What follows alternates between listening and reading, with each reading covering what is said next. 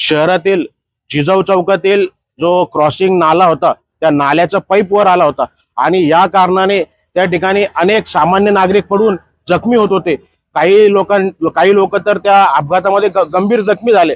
मात्र या लोकांची दखल पैठण नगरपालिकेने घेतली नाही. अखेर शहरातील एक प्रतिष्ठित आणि पैसेवाला नागरिक त्या ठिकाणी पडून थोडासा जखमी झाल्यानंतर ताबडतोब पैठण नगरपालिकेने त्या घटनेची दखल घेतली आणि तो रस्ता दुरुस्त केला. शहरातील नेहरू चौक भागाकडे जाणारा जो प्रमुख रस्ता आहे हा रस्ता आपण पाहू शकता. या रस्त्यातून क्रॉसिंग नाली आहे आणि ही नाली चोकअप झाल्यामुळे हा रस्ता फोडून ठेवण्यात आलेला आहे. जवळपास 1 महिन्यापासून हा रस्ता अशाच परिस्थितीत आहे.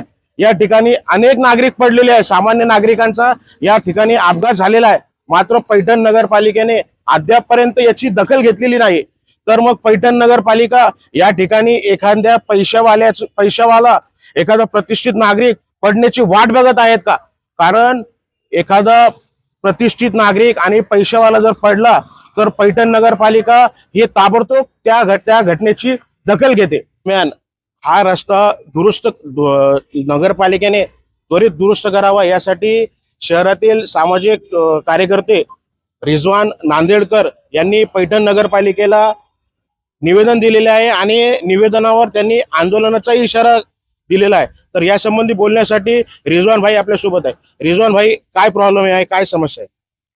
2 दिवस अगोदर एक गरीब माणूस जे चिकनच्या दुकानामध्ये काम करतो ते पडला होता. त्याचे पाय मोडला, त्याला 10,000 रुपये दवाखान्यात लागले.